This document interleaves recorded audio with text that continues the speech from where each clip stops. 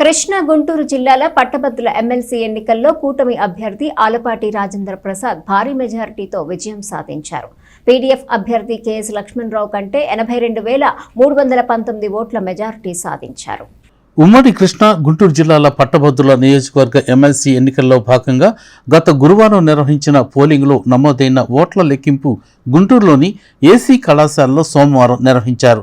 ఉదయం 8 గంటలకు ప్రారంభమైన ఓట్ల లెక్కింపు ప్రక్రియ తెల్లవారుజాము వరకు కొనసాగింది.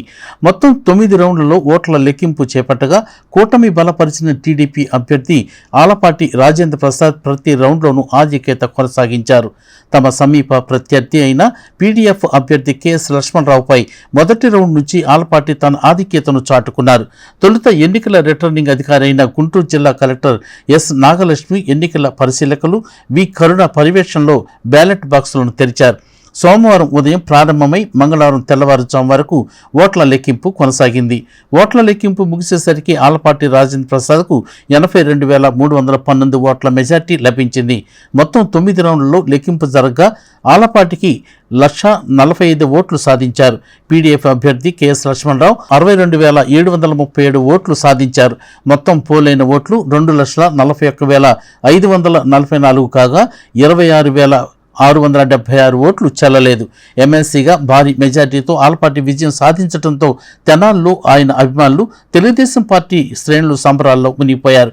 భారీ మెజార్టీతో తనను గెలిపించిన పట్టభద్రులకు, కూటమి నాయకులకు, కార్యకర్తలకు ఆలపాటి రాజేంద్ర ప్రసాద్ ధన్యవాదాలు తెలియజేశారు.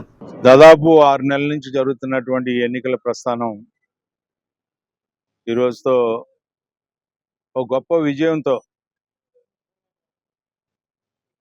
ప్రభుత్వానికి మద్దతుగా ఎన్డీఏ కూటమి నాయకత్వాన్ని మరొకసారి సమర్థించినటువంటి ప్రజలకి, ఆశీస్సులు అందించినటువంటి పట్టభద్రులకి, సహకరించినటువంటి ప్రతి వర్గానికి కూడా నా హృదయపూర్వకమైనటువంటి ధన్యవాదాలు తెలుపుకుంటా ఉన్నా. ఇది ఒక అపూర్వమైనటువంటి విజయంగా మనం భావించాలి.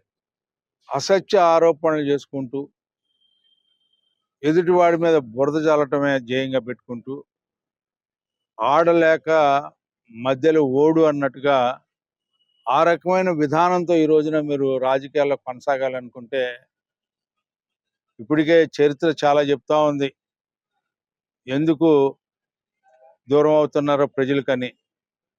మళ్ళీ ఇలాంటి అవాస్తవాలని ప్రజల్లో తీసుకొని మీరు ఇతర రాజకీయ పార్టీలాగా మీరు కూడా తయారైపోతే ఈ రోజున మీకు ఆ గౌరవం ఉండదని చెప్పి ప్రత్యేకంగా మనవి చేసుకుంటూ, ఈ రోజున కూటమి నాయకత్వాన్ని బలపరిచినటువంటి అభ్యర్థిని గెలిపించాలని చెప్పి